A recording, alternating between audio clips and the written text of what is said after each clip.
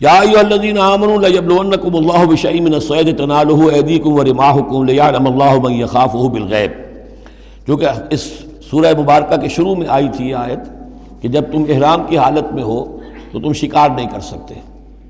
تو اب اللہ تعالیٰ کی ایک سنت ہے، وہ آزماتا ہے، سخت ترین امتحان لیتا ہے۔ فرض کیجئے کہ ایک قافلہ جا رہا ہے بیچارے حاجیوں کا، اور انہوں نے احرام باندھا ہوا ہے، کوئی شے نہیں ہے، کھانے کے لیے کچھ نہیں ہے، لیکن اب جو ہے ہرن صاحب جو ہے اٹکیلیاں کرتے ہوئے قریب آ رہے ہیں، اور وہ پکڑ نہیں سکتے، قتل نہیں کر سکتے، احرام میں ہیں، بھوک بھی ہے، لیکن یہ کہ چاہے تو ذرا سا نیزہ مارے تو ہرن کو پکڑ کو جو ہے وہ شکار کر لیں، یا ویسے ہی بھاگ کر پکڑ لیں، لیکن یہ کہ اس کی اب ان کو اجازت نہیں ہے۔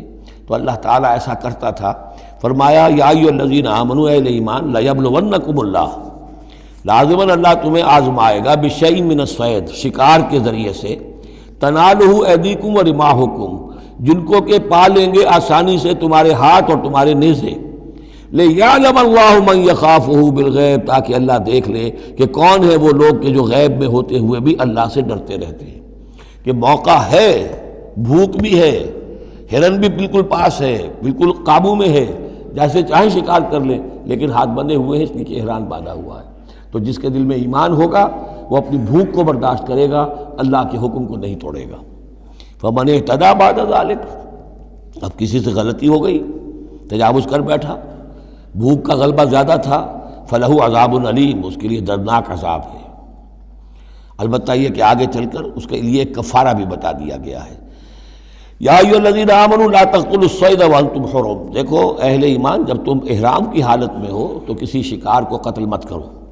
ومن قتلہ منکم، تو جو کوئی تم میں سے انہیں قتل کر بیٹھے، شکار کر بیٹھے، جان سے مار بیٹھے، متعمدًا، جان بوجھ کر، فجزاء مثل ما قتل من النعم، تو پھر اس کا کفارہ ہوگا ویسا ہی ایک حیوان، ویسا ہی ایک چوپایا اللہ کی راہ میں صدقہ کیا جائے، اور وہ اس کا گویا کہ کفارہ بنا دیا جائے۔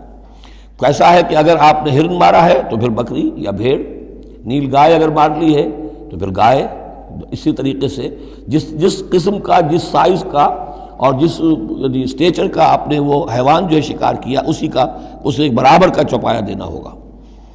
فجزاء مثل ما قتل من النعم یحکم بہ ذوی عدل منکم، دو آدمی تمہارے جو ہوں معتبر، وہ چاہیے کہ وہ اس کی گواہی دے کہ ہاں یہ جانور جو اس نے شکار کیا ہے یہ اس کے برابر ہو جائے گا۔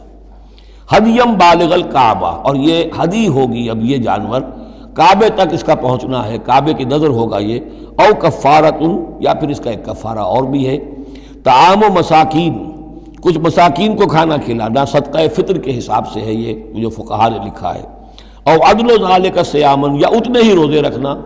وہ بھی دیکھنا ہوگا کہ جانور جو تھا، بکری تھی، ہرن تھا، کتنے آدمی اس کو کھا سکتے تھے، اتنے آدمیوں کو کھانا کھلاؤ، یا پھر اتنے دن کے جو ہے وہ عدل ذالک صیامن روزے رکھو، لیذوق وبال امرہ، تاکہ وہ اپنے کیے کا کی سزا جو ہے وہ پالے۔ عفا اللہ عما سلف، اللہ معاف کر چکا ہے جو کچھ کے پہلے ہو چکا۔ ومن عادا، لیکن جو پھر ابھی دوبارہ کرے گا، اعادہ کرے گا، فینتقم اللہ منہ، تو اللہ تعالیٰ اس سے انتقام لے گا۔ واللہ عزیز ذو انتقام، اور یقیناً اللہ تعالیٰ زبردست ہے، انتقام لینے والا، بدلہ لینے والا۔ احل لکم صید البحر وطعامہ متاعا لکم، البتہ یہ کہ اگر کشتیوں کے ذریعے سے، جہازوں کے ذریعے سے حاجی لوگ آ رہے ہوں تو ان کے لیے چھوٹ ہے، وہ احرام کی حالت میں بھی جو مچھلی ہے اس کا شکار کر سکتے ہیں۔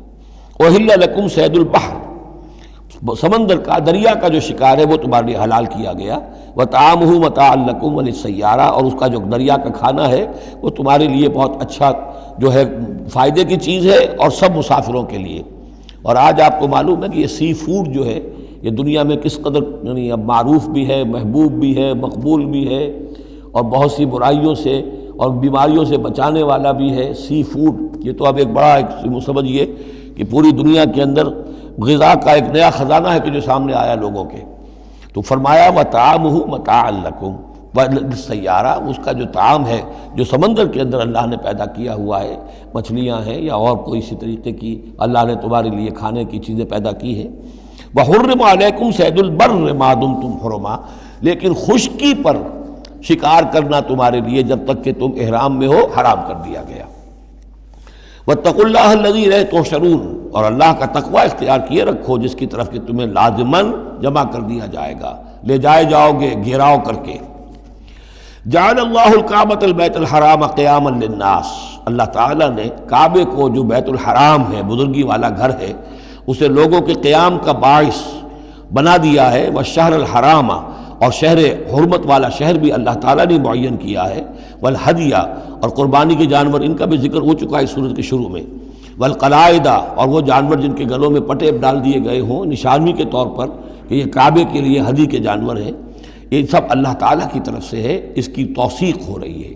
یعنی یہ کوئی تمہاری جاہلیت کی روایات نہیں ہے، یہ چیزیں جو ہیں کعبے کی حرمت اور عظمت، اسی طریقے سے شہر حرام، اسی طریقے سے ہدی کے جانور، اور وہ کہ جن کے گلوں میں پٹے پڑے ہوئے ہوں ہدی کے جانور ہونے کے اعتبار سے۔ ذالک لتعلموا ان اللہ یعلم ما فی السماوات و ما فی الارض، یہ اس لیے کہ تم اچھی طرح جان لو کہ اللہ تعالیٰ کو آسمانوں اور زمین کی ہر شے کا علم حاصل ہے۔ ان اللہ بکل شیء علیم، اللہ تعالیٰ ہر چیز کا علم رکھتا ہے۔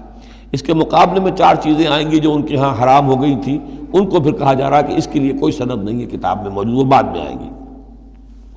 اعلموا ان اللہ شدید العقاب، جان لو کہ اللہ تعالیٰ سزا دینے میں بہت سخت ہے۔ وان اللہ غفور الرحیم، اور اللہ غفور الرحیم بھی ہے، یعنی اس کی تو دونوں شانیں ہیں۔ اب تم دیکھو کہ تم اپنے آپ کو کس شان کے ساتھ متعلق کر رہے ہو، کس کا مستحق بنا رہے ہو، اس کی عقوبت کا یا اس کی رحمت اور مغفرت کا۔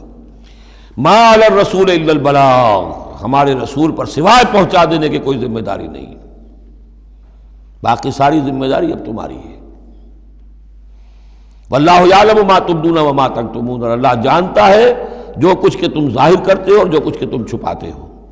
قل لا یستوی الخبیث والطیب، اے نبی کہہ دیجئے ناپاک اور پاک برابر نہیں ہو سکتے۔